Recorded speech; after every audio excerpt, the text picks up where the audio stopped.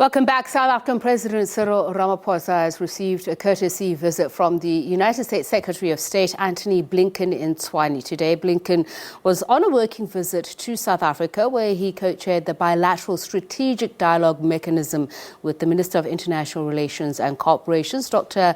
Naledi Pandor. The U.S. is hoping to strengthen its relations with Africa. Yesterday, Pandor and Blinken held talks focusing on the relations between South Africa and the U.S. and global security and political climate in general. Blinken will also visit Rwanda and the DRC before heading back to Washington, D.C. Let's talk a little bit more about the visit of the U.S. Secretary of State, Antony Blinken, particularly looking at his three-state tour now. We spoke about South Africa specifically yesterday, and now we speak about the strategy behind why the three countries, and we are joined now by Ms. Lebohang Pheko, who is with Four Ways Policy and Economic. She's a policy and economic analyst. Thank you so much for joining us, Ms. Pheko. Perhaps let's just first start with the selection. I'm sure there was a lot of forethought and strategy behind why South Africa, the DRC and Kenya. What are your thoughts on what informed that? Thank you. Just a minor correction, it's Four Rivers Analyst. I'm the Managing Director, and I'm also still the Senior Research Fellow at Trade Collective. As you correctly say, there's nothing random about the visit and the countries that have been chosen. South Africa is fairly obvious because, as we all appreciate, South Africa is still seen as the elder sister of the continent and very much the one which is the bellwether of economic, political, geopolitical, even climate sentiments on the continent. And in fact, one of the reasons that the US is coming is because, of course, they have also sent ahead of this particular visit, or in tandem, a business delegation, which includes a large investment conversation that includes climate change and renewable energies. DRC is, of course, another complex issue. I mean, the US and their history with the DRC Congo is quite complicated since, of course, the assassination of Patrice Lumumba. But even before then, because it was seen as one of those, it's centered, geographically, but also because of the huge amount of minerals, has been a very important, difficult, and often very, very complex region, and a part of the region. It has bordered different countries, including Rwanda, Uganda, and so forth, Central African Republic, Burundi, and also Congo Brazzaville.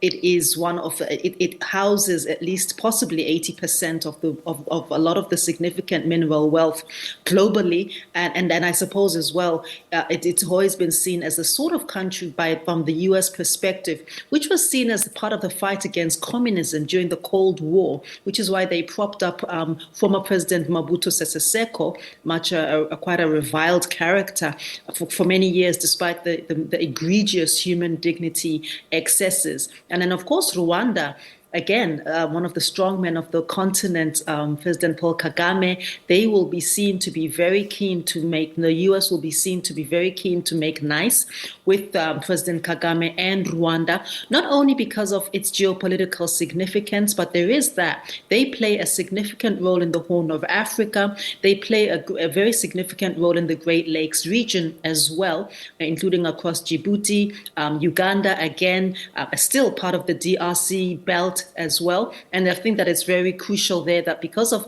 the sort of gains that Rwanda has been making economically and seen by some, and it depends on which index you're using, as a fairly stable country and as certainly as a very important role player. It's not coincidental that on this occasion, these are the particular countries that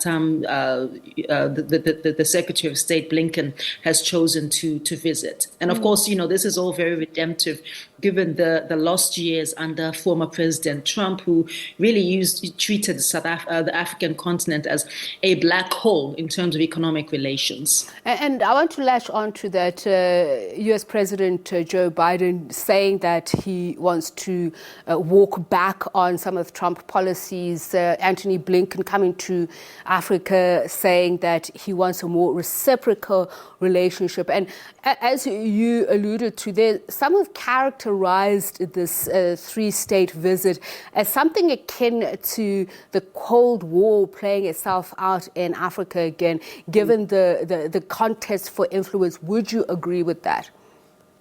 Mm-hmm. So that comes at a time when there is quite a large competition or large jostling for African countries' attention between China, Russia, and now the U.S. Now, Russia, of course, have regained preeminence and significance over recent months, given the conflict between Russia and the Ukraine, and of course have been very encouraged by many African countries' position of abstaining at the United Nations Security Council, and who have refused to all out denounce the Russia's position against the Ukraine. They also are very quick to remind many African countries, and of course the US and the European Union and NATO, that they, unlike many countries in the EU, don't have a colonial history on the African continent. They don't per se have a colonial footprint.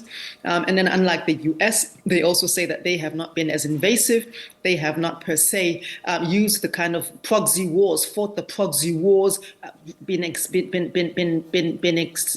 involved in regime change through the CIA and other very serious allegations, very egregious allegations, that most of which can be proven, that they have not been involved, for example, in extrajudicial killings, e.g., as I mentioned, Patrice Lumumba, more recently Muammar Gaddafi, and so forth. So, I mean, that's the kind of posture that they have been adopting, and they've been trying to resuscitate the kind of the sentiment that they were friends of African countries during the liberation era, during the good old years. I think that, African countries should always be fairly skeptical and careful about those sorts of sentiments. But this is certainly what they've been pushing. China, as you know, have, of course, been extremely aggressive in over the last 15 or 20 years. They now are the largest, they're the single largest lender and investor on the African continent. And then, of course, they have their own motives. Number one, they themselves have an aging population.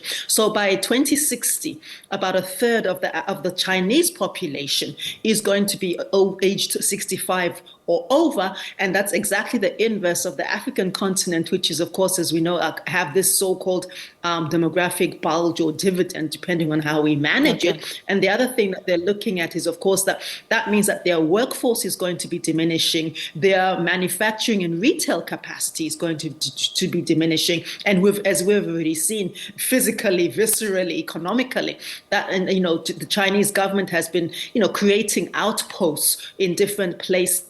Now, their own lending, they are also the largest lender of funds and loans and aid across the African continent. But of course, there's no free lunch. So many countries owe as much as 1/10 of their GDP in return as a payback for whatever this sort of investment is going to yield. So rather than demanding cash in kind per se, their interest rates are quite high, 4%. But despite all of this, many African countries still see China as a more friendly option, a more manageable option, and the one which has the least strings attached. But I think there are strings everywhere. But yes, the US comes at a time when they are trying very hard to certainly resituate themselves as the preferred friend of the African people. Thank you so much for your time and insights. Senior Research Fellow and political economist at Four Rivers Trade Collective, Ms. Lebohang Pheko. We're going to leave it there for now. We're going to zoom in now on Antony Blinken's arrival in the DRC and what issues have come out of that. And of course, counting underway.